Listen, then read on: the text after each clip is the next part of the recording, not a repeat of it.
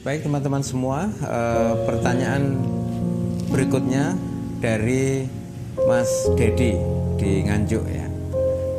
Mbah Nun, saya ingin bertanya tentang bagaimana agar manusia itu bisa menjadi manusia yang malati seperti yang Mbah Nun sering katakan. Matur nuwun. Iya, saya sampai hari ini belum bisa menemukan kata kualat itu dari bahasa apa. Selain bahwa itu adalah hasanah bahasa Jawa ya. Kualat itu orang mendapatkan balasan dari keburukan yang dia lakukan nanti kan. Jadi kalau dalam bahasa Islam iqab, itu iqab. Makanya ada wiridan ya sadidal iqab tuh, wahai yang maha membalas atau memberikan balasan. Nah, kata kualat ini sangat populer di masyarakat terutama tradisional ya. Dan sekarang orang sudah makin lama makin tidak takut pada kualat. Tapi kalau kita breakdown secara logis dan asal usul dan sebab akibatnya kan sangat gampang.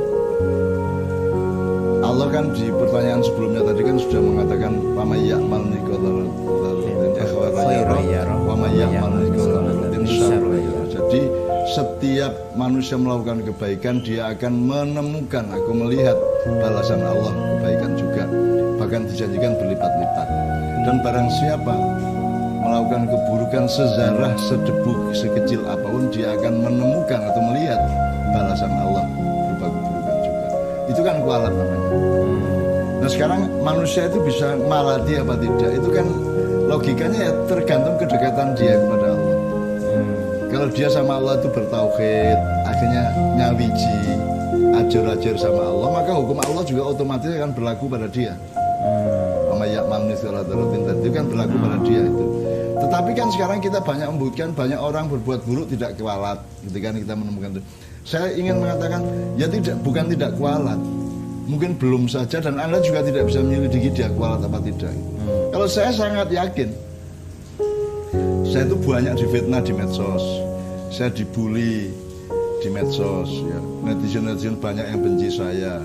Terus bahkan saya itu tidak pernah bikin tayangan dipotong-potong, diedit, dijadikan tayangan saya. Itu kan dzarratin syarron ya, syarra yarah kan gitu kan. Jadi saya juga mengalami seperti itu. Terus kadang-kadang saya bertanya, kualat pora ya bocah ya. Anak-anak yang bikin sop buntut dari saya, tayangan saya, video saya dipotong-potong, dikarang-karang sendiri konteksnya dan seterusnya gitu ya. Itu kualat apa tidak? Saya bilang pasti kualat. Apa sebabnya? Fama ya'mal mithqala dzarratin syarran yara, pasti kualat. Meskipun saya tidak bisa menyelidiki bentuk kualatnya bagaimana, kapan terjadi, berupa apa, saya tidak tahu. Tapi pasti itu kualat, karena itu rumusnya Allah kok. Kalau rumus saya mungkin saya tidak bisa jamin, tapi rumus itu hukumnya Allah kok. Pasti kualat. Nah, tetapi Anda juga jangan terserah untuk menikmati orang kualat. Berarti Anda senang dengan penderitaan manusia lain. Seharusnya kan kita tidak tega kepada. Saya sih melihat dan mengalami dalam hidup saya dengan keluarga saya di Jombang banyak orang kualat yang akhirnya kita tidak tega. Ono sing khusus sing brodol pas mati, ono sing sepanjang hidup terpaksa pakai kursi roda, ada yang gini, macam-macam lah bentuk kualatnya itu ya. Terutama kepada orang tua saya dan ibu saya gitu ya. Tapi kan saya lama-lama kan ibu saya memberi peringatan kepada saya. Nun wis gak usah. Jadi dulu ibu saya itu memberi wirid-wirid kepada saya yang membuat orang kualat kalau melakukan keburukan kepada saya. Terus ibu saya memberi peringatan, tidak usah dibaca itu wirid, kasihan sama mereka. Jadi ibu saya itu azizun alaihi ma'anitum. Ibu saya itu menerapkan akhlaknya Rasulullah yang tidak tega kepada orang menderita. Jadi Anda tanya mengenai kualat tadi, mengenai manusia malat tadi, itu dengan semangat apa? Dengan semangat ingin menyelamatkan kehidupan atau ingin menikmati orang kualat.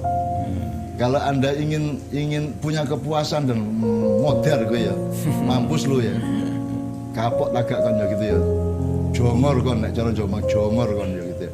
Kalau kita itu bernafsu untuk menikmati orang kualat, menikmati orang mendapat kecelakaan dari gara-gara menyakiti kita, itu kan juga tidak benar juga gitu loh.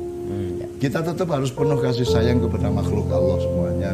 Makanya sifat Rasulullah yang utama menurut Allah adalah azizun alaihi ma'anitum. Ya, hatinya berat kalau melihat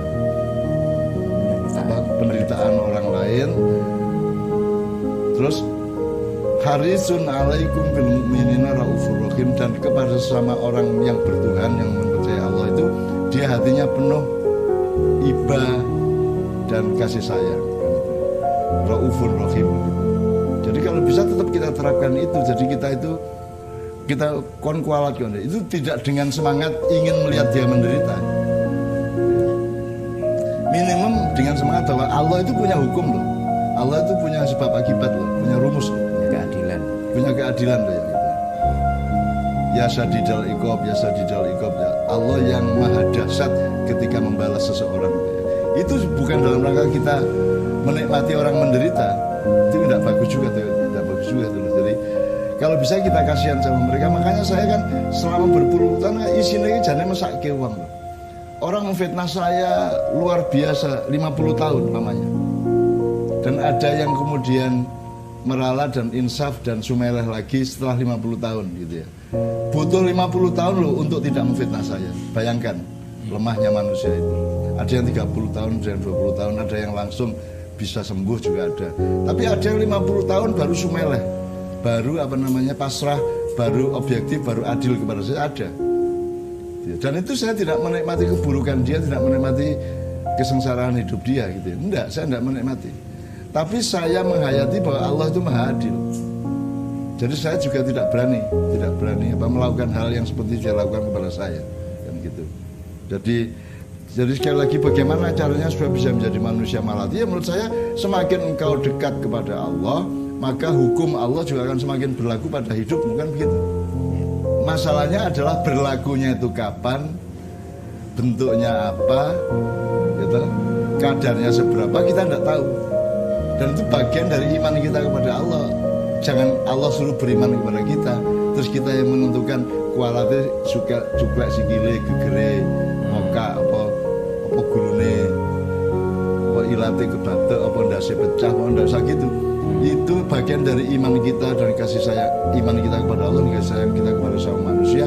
Kita tidak ngarani kalau bahasa Jawa. Kita tidak menentukan bentuk kualat itu. Pokoknya hasbunallah wa ni'mal wakil, ni'mal maula wa ni'man nasir. Pokoknya kita nikmati bahwa Allah itu mencukupi semua itu. Seluruh masalah, seluruh urusan, seluruh kemarahan kita, seluruh sakit hati kita diurusi oleh Allah.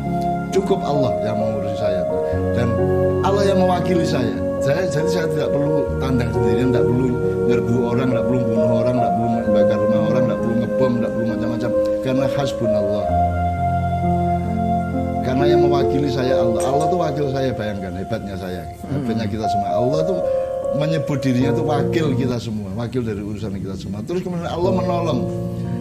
Maula, dia yang mengayomi kita. Nikmal maula wa ni'man nasir. Allah menolong kita, jangan khawatir. Kalau kita ragu-ragu terhadap pertolongan Allah, ya wajar kalau orang tidak kualat oleh kita sendiri ragu-ragu kepada pengayoman Allah, kan gitu. Jadi kalau menurut saya yang kita konsentrasikan Mas Helmi bukan mengamati dan ngindek atau ngincer atau meneliti orang kualat apa tidak. Yang kita konsentrasikan adalah bahwa Allah itu mengayomi saya, Allah itu mencukupi saya, Allah itu mewakili saya, kan gitu. Itu yang nomor satu. Yang lain itu ilustratif aja. Oke, terima kasih Mbak Nun.